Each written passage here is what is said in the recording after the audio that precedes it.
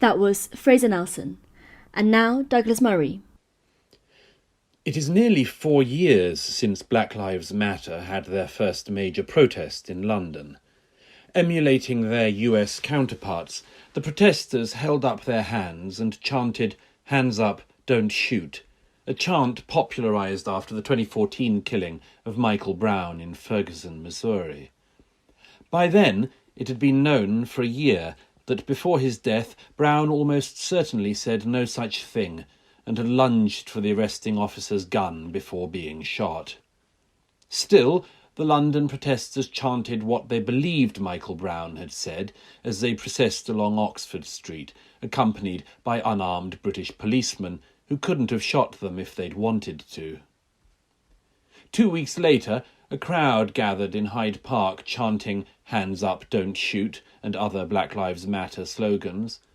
By the end of the evening, a police officer had been stabbed, 4 other PCs had been injured, and a young man chased into the middle of one of London's busiest streets and set upon by 3 men wielding a machete.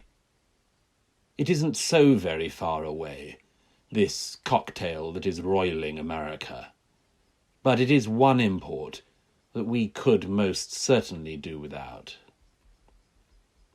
Scenes in London last weekend were less dramatic than in America, but after the death of George Floyd at the hands of a Minnesota police officer, now under arrest, they simmered in the same atmosphere. That here is a cause so undeniably clear and just that anything, even the law, must bend before it.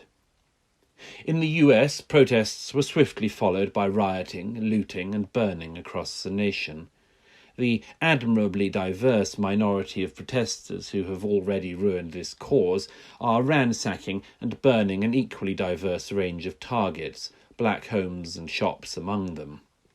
For their part, the major corporations appear to believe that the looting of their stores is simply a good opportunity to reaffirm their allegiance to Black Lives Matter, announce the hiring of more diversity officers, and otherwise beg the mobs of protesters and Antifa activists to pass them by.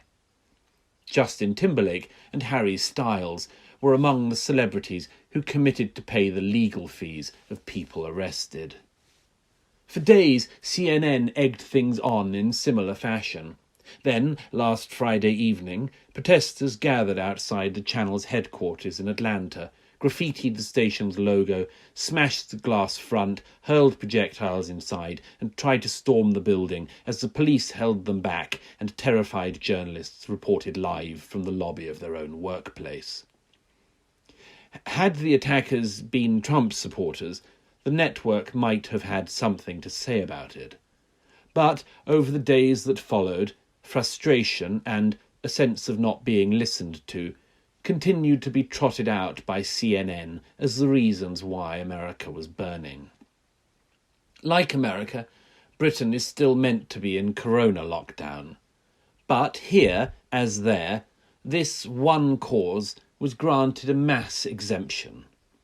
On Sunday, thousands of protesters gathered in Trafalgar Square and from there processed to the US Embassy by way of Downing Street, where parts of the crowd stopped to shout "Fuck the police" at the men and women on duty.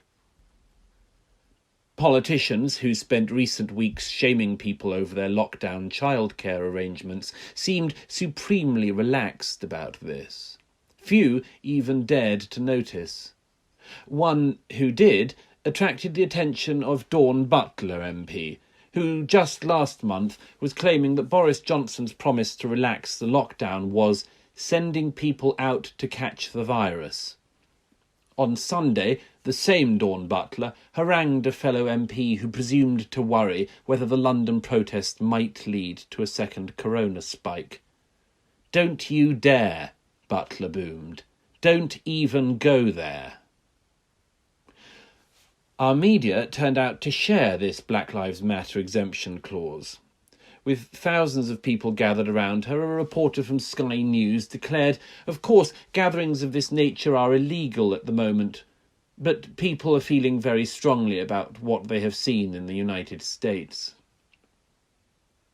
When the matter of the law was raised to a somewhat theatrical young protester, he declared the virus was something we might not all catch, whereas they are killing people, and so he needed to stop people being killed and beaten up and blown up in the streets. You might say any number of things to that young man if you had a chance. You might ask why the police here are so indistinguishable from the police over there. Whether the police over there are quite what he thinks they are. That while the violent actions of some US police might be motivated by racism, other factors, not least the heavily armed citizenry, also exist.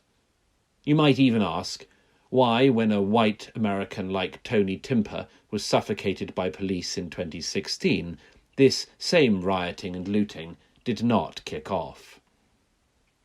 Yet, as with his American counterparts, you can predict the list of claims that will be trotted out. Like other protesters on Sunday, he might try to pretend that Mark Duggan was an entirely innocent man, incomprehensibly shot by the racist British police. And besides, there is Grenfell Tower, the hostile environment, and much more. That whole panoply of untruths and half-truths that have been pumped through our society, all but unopposed, to persuade people to believe that the least racist societies on earth are in fact the most racist. If you are a public figure, it is very tempting to go along with this, like Timberlake and Styles. But consequences have a habit of catching up with people, as they do with societies.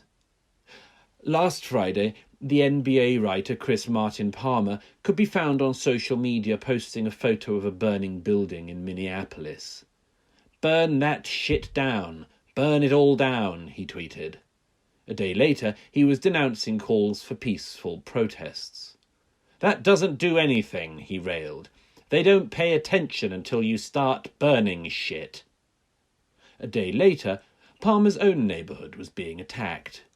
"They tried to climb the gates," he gasped on social media. "They had to beat them back, then destroyed a Starbucks and are now in front of my building. Get these animals the fuck out of my neighbourhood. Go back to where you live." Indeed. You have to be careful what you assert at moments such as this. What claims about your society you are willing to mainline. Which lies you are happy to just wave along.